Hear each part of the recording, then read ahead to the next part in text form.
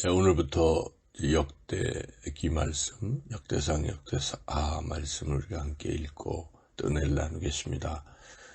먼저 역대기 전체를 생각해 보면 역대기란 말 그대로 역사의 연대기라고 말할 수 있는데, 이미 사무엘 상하와 열왕기 상하에서 그 이스라엘의 역사들이 기록되어 있었는데, 그 부분에 대해서 이 역대기가 다시 기록을 하고 있는 것은 그 중에서 빠진 내용을 보충하는 그런 의미가 있죠.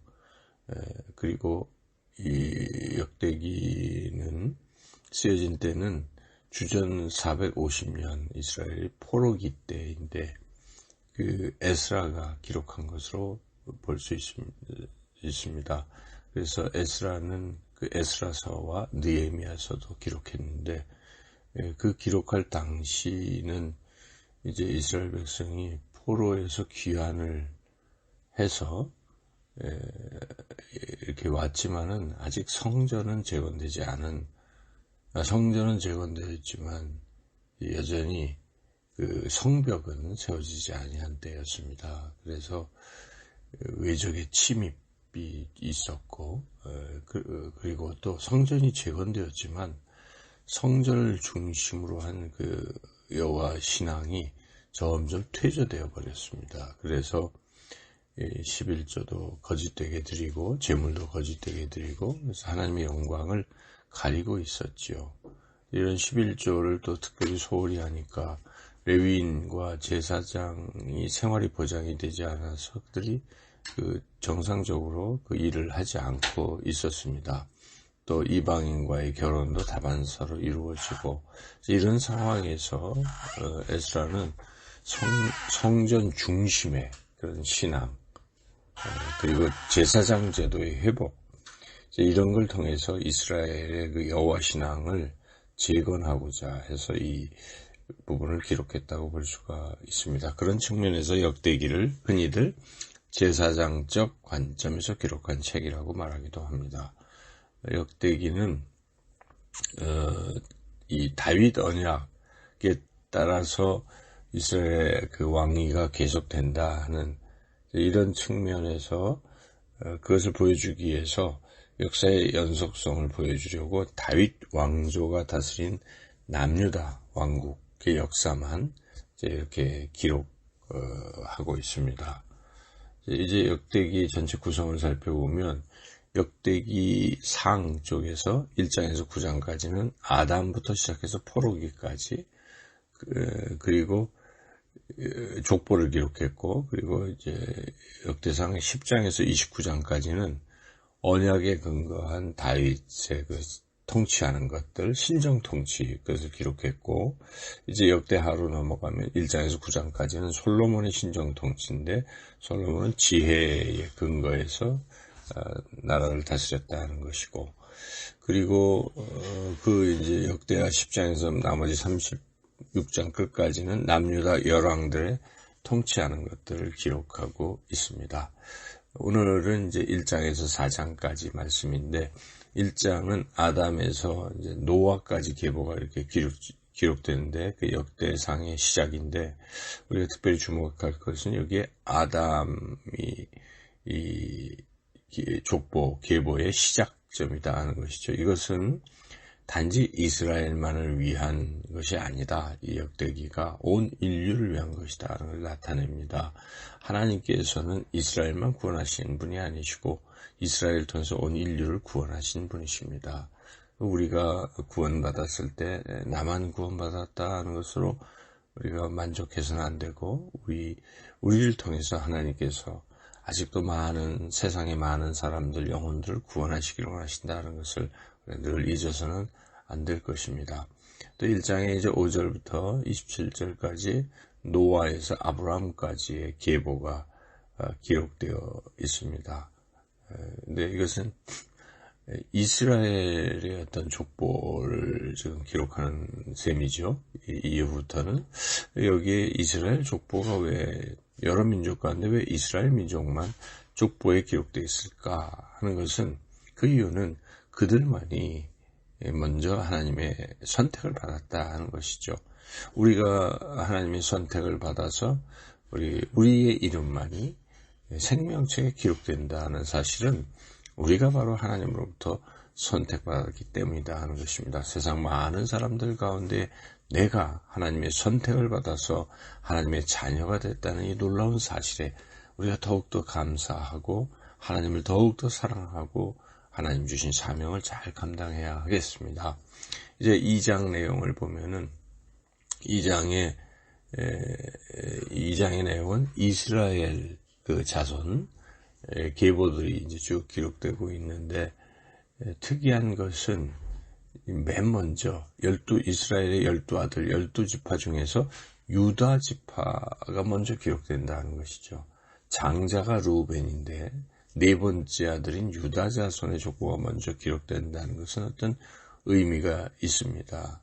그 이어서 그 유다 족보를 좀 살펴봐도 거기에 보면 유다의 손자 이제 헤스론의 아들들이 쭉 나오는데, 장자가 여라모엘이고 차자가 람인데 차자인 람이 먼저 기록된다. 그 이유는 이 람이 바로 다윗의 선조이기 때문에 그렇죠. 그러니까 결국 이 족보는 다윗을 향하고 있다는 것을 우리가 알 수가 있죠.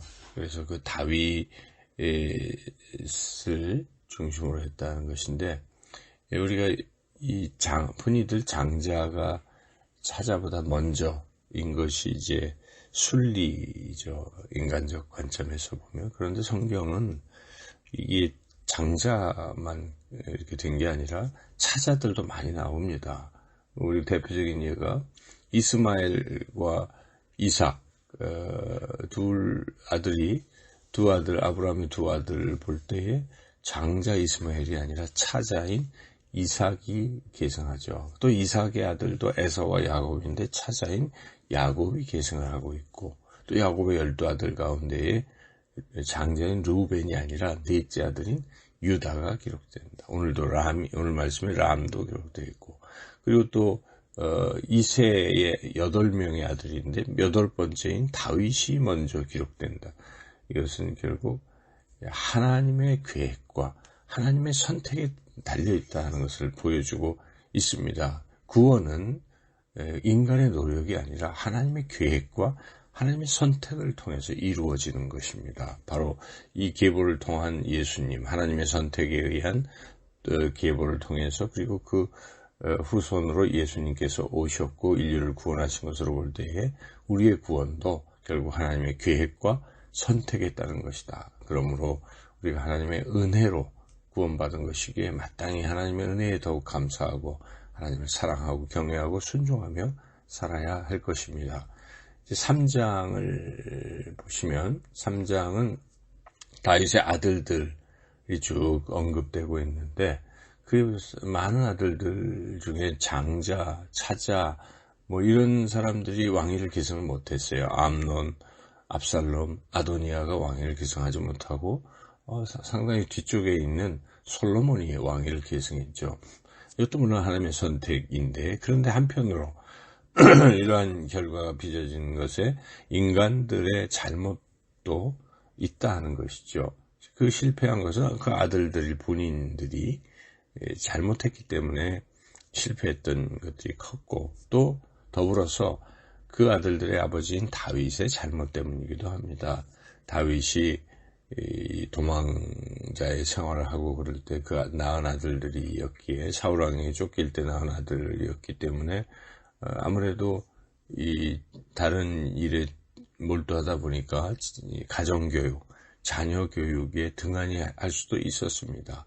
하지만 그 일로 인해서 이런 비극들이 벌어지는 것을 볼 때에 자녀 교육에 등한히 하는 것은 잘못입니다. 그래서 자녀의 신앙 교육은 삶의 아주 최우선순위에 두어야 한다는 것을 우리가 또 깨달을 수가 있습니다. 또 3장에 이어지는 부분은 바벨론 포로기에서도의 다윗의 자손의 계보도 함께 기록되어 있다. 그러니까 포로 이전까지만 기록된 것이 아니라 포로기에도 쭉 기록되어 있죠. 그래서 이것을 볼 때에 비록 바벨론에 의해서 남유다가 멸망했지만 하나님께서는 그 가운데서 다윗의 후손을 계속 계승시켜 주셨고 마침내 다윗의 후손 가운데 예수 그리스도께서 오신 것인데, 다윗의 후손 중에는 스룹바벨, 대표적인 사람이 스룹바벨이 있습니다. 스룹바벨이 이 포로기에 포로들을 이끌고 1차 귀환을 해서 성전을 건축한 사람이죠. 그래서 이걸 볼 때 하나님께서는 이런 포로기에도 계속 다윗의 후손을 시켜주신 것을 볼 때에 하나님이 약속을 반드시, 다윗 언약을 반드시 지켜주시는 분이시구나, 신실하신 하나님이시라는 걸 우리가 알 수가 있습니다. 오늘도 변함없이 하나님께서는 우리에게 하신 그 약속, 구원의 약속, 우리를 지켜주시는 보호의 약속, 우리를 인도하시는 인도의 약속, 또 공급해 주시는 공급의 약속, 이런 모든 약속들을 지키실 것입니다. 지키고 계십니다. 그러므로 우리는 항상 그 하나님의 약속을 굳게 믿고 하나님을 전적으로 신뢰하며 살아가야 할 것입니다. 마지막으로 4장에는 두 가지 아주 중요한 사건이 중요한 이야기가 기록되어 있는데, 하나는 야베스 이야기고 다른 하나는 시므온 지파 이야기입니다.